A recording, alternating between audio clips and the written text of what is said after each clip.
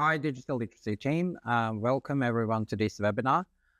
Today we will explore the fundamentals of AI, focusing on how AI systems are trained, the role of neural networks, and the growing area known as generative AI. Throughout the presentation, we will use real-world examples to help explain these concepts. What is artificial intelligence, AI? I put on a slide what definition is, and we covered this in the first webinar, but AI surround us in everyday applications such as Siri, Alexa, or Google search. There are examples of narrow AI designed to solve specific tasks. General AI, on the other hand, is still theoretical. Imagine a robot that can do everything from cooking dinner to solving complex math problems. We are not there yet, but the potential is exciting. In this slide, we will talk about how AI is trained and some of the four steps of AI training process. So in the first step, we collect and pre-process large data sets. The second step is to choose an algorithm, that's neural networks or decision trees, for example. Third step is to train the model by adjusting its parameters based on data. And the final step is to test the model on new data to evaluate its accuracy. A good example is when training AI, the quality of data is crucial. For example, when training AI to recognize images of cats, you need thousands of pictures showing cats from various angles and backgrounds. The AI then uses the examples to learn patterns. This is just one of the examples how AI is trained. And example of AI training, facial recognition. I think you're all familiar with this one, but imagine unlocking your smartphone just by looking at it.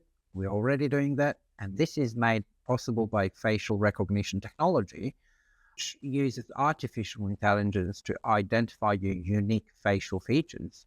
The AI model is trained using a large data set of faces, learning to detect specific patterns, such as distance between your eyes, and the shape of your nose, and the contours of your face. Over time, it becomes more accurate in recognizing your face, even in different lighting or angles. And this technology is not just limited to phones. It's used in security systems, airports, for passport verification, and even in social media to suggest tagging people in the photos. I guess whoever's using Facebook, it does happen to you already to tag someone that you haven't even started typing the name of the person. And in this slide, we're going to talk about the neural networks, which is the core of AI. And just in brief, so the neural networks mimic the way human brain process information. And the structure is just on that small graph explained. So we have input layer, hidden layer, and output layer. So the first one is the input where all the data enters. And then in hidden layers where the data is processed and all the patterns are recognized. And the output, the final one, is the result or decision is produced. Neural networks are modeled after how our brain works with interconnected layers of neurons. Just as our brain learns by identifying patterns, neural networks do the same with data. A simple neural network may take an image as input, process it through hidden layers, and then identify whether it contains an object such as a car or a cat. Deep learning advanced neural networks. In this slide, we explained that deep learning uses neural networks with many layers, and that enables AI to learn more complex patterns. And a good example is self-driving cars use the deep learning to process vast amounts of data from cameras, radars, and the sensors to navigate roads. Deep learning has driven many of the recent advances in AI. For example, self-driving cars use deep neural networks to detect pedestrians, traffic signs, and other cars. This deep learning capability is what allows them to make split-second decisions on the road. There are several companies building or operating self-driving vehicles for commercial deliveries and robo-transit services. And one of the most successful is Waymo. It operates a robotaxi service in San Francisco. There is a lot of videos on your YouTube if you would like to have a look. But there is also a lot of failures, car accidents, and investigations going at the moment.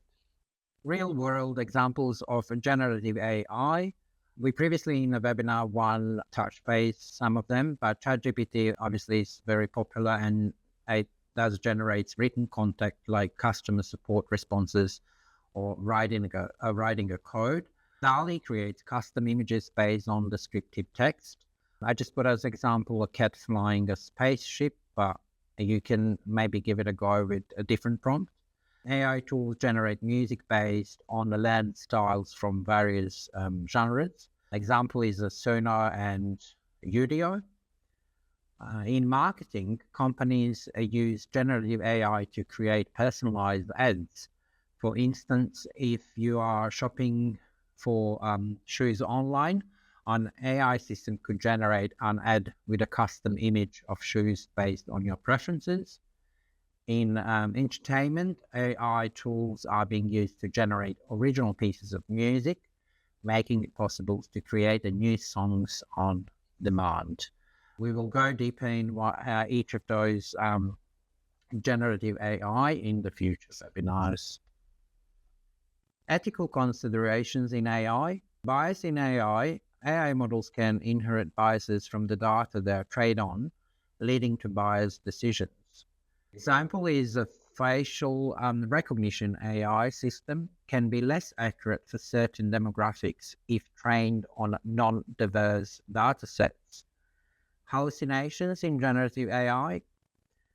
Of course, AI models can sometimes create false or inaccurate content known as hallucinations. Example is generative text AI may create responses that sound convincing, but they are factually incorrect. One of the key challenges in AI is dealing with bias. For example, if an AI system is trained on data that is biased toward a particular group, it may produce skewed results.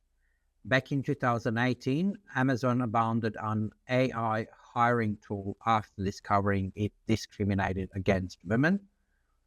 In generative AI, there is also the risk of producing incorrect or misleading content, which makes human oversight critical. AI's capabilities are growing rapidly with tools like ChatGPT and DALL-E. They're just representing the beginning of what's possible.